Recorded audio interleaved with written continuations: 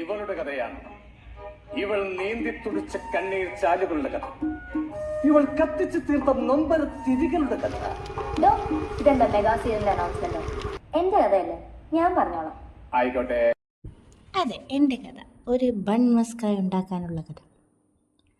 അപ്പോൾ അതിനു വേണ്ടിയുള്ള സാധനം വാങ്ങാൻ പോകുന്ന വഴിയാണിത്.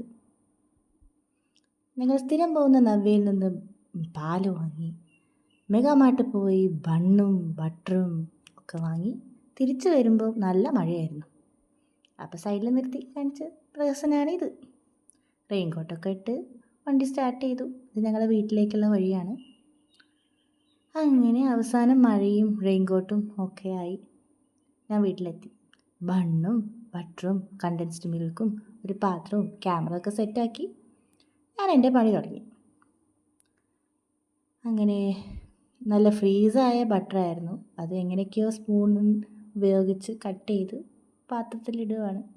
കഷ്ടപ്പെട്ടിടുകയാണ്. പിന്നെ അത് ഒന്ന് ശരിയാക്കി എടുക്കണം. അങ്ങനെ അവസാനം ഈ പരുവാക്കി എടുത്തു. ഇനി അടുത്ത പണി എന്താ?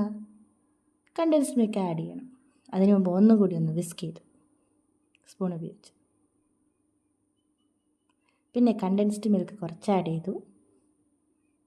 കുറച്ചും കൂടി വേണമെന്ന് തോന്നി, കുറച്ചും കൂടി ആഡ് ചെയ്തു. നന്നായിട്ട് വിസ്ക് ചെയ്തെടുത്തു.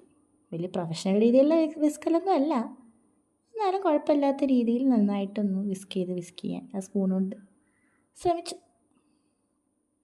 അങ്ങനെ മിക്സ് ചെയ്ത് പിന്നെയും കുറച്ചും കൂടി കണ്ടൻസ്ഡ് മിൽക്ക് ഞാൻ ആഡ് ചെയ്യുന്നുണ്ടായിരുന്നു. മീൻവൈൽ ചായ അടുപ്പത്ത് റെഡി ആവുന്നുണ്ടായിരുന്നു. അത് വീഡിയോ എടുക്കാൻ ഞാൻ മറന്നുപോയി. അങ്ങനെ നല്ലോണം വിസ്കി ക്രീമാക്കാനുള്ള തത്രപ്പാടാണ് നിങ്ങളിത് കണ്ടുകൊണ്ടിരിക്കുന്നത്. അവസാനം ഒരു വിധത്തിൽ ബണ്ണും ടോസ്റ്റ് ചെയ്തു. അതിൻ്റെ മുകളിൽ ക്രീം തേച്ച് പിടിപ്പിച്ചു. ഇതാണ് ആ കോലം ഫൈനലി. എന്തൊക്കെ പ്രതീക്ഷയായിരുന്നു. എന്തായാലും പണി പാടിയിട്ടുണ്ട്. എന്തായാലും ഇതിൽ നന്നായിട്ട് ഞാൻ ബൺ മസ്ക് ഉണ്ടാക്കിയിട്ട് അടുത്ത വീഡിയോയിൽ വരുന്നതായിരിക്കും. അപ്പോൾ ഓക്കെ, ബൈ.